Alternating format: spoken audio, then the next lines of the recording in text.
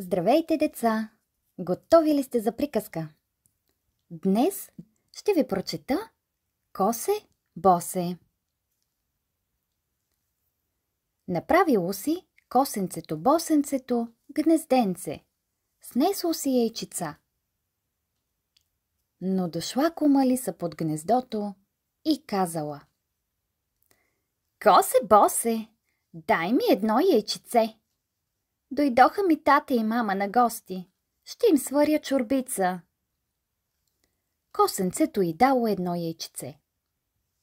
На другия ден пак дошла кума Лиса и рекла: Косе Босе, дай ми яйчице. Дойдоха ми кака и бати на гости.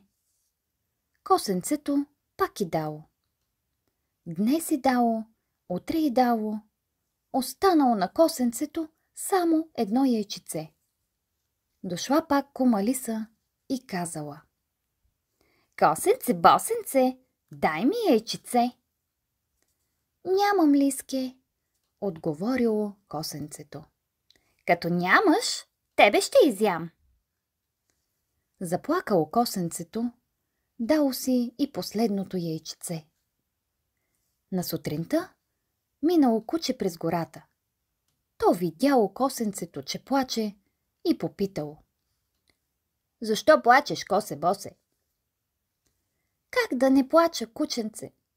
Всяка сутрин идва кума Лиса и ми взима по едно яйчице. Вземи ги всичките. Не можах да си измътя пиленца.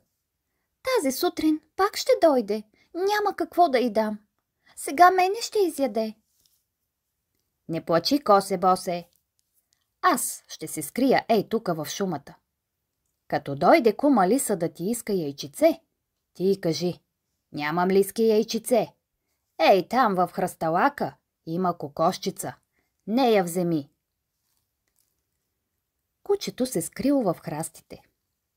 Дошла кума Лиса и казала: Косе Босе, дай ми яйчице.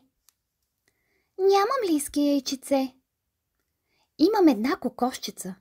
Ей, там в хръсталака. Ако искаш, вземи нея. Кума Лиса се зарадвала и взела да рови из храстите. Кучето изскочило и я подгонило. Тя бяга, той я гони. Тя бяга, той я гони. Най-после стигнала до дупката си и се скрила. Кучето клекнало пред дупката.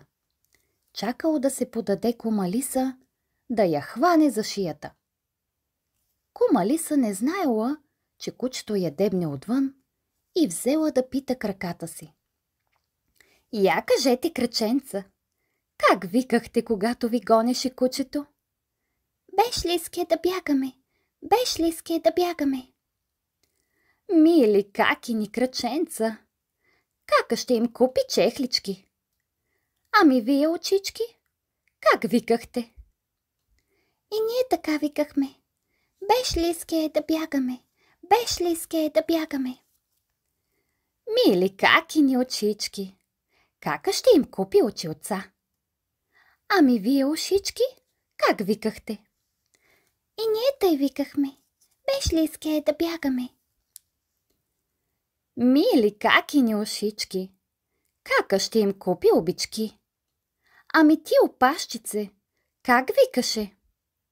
Дръж, куче, Лиса за опашката, дръж, куче, Лиса за опашката. Така ли? Чакай да те дам на кучето. И кума Лиса си подала опашката навън. Кучето я хванало за опашката и почнало да я тегли. Лиса се дърпа навътре, кучето тегли навън. Тя навътре, то навън. Най-после я издърпало и скок върху нея. Разкъсало й кожухчето.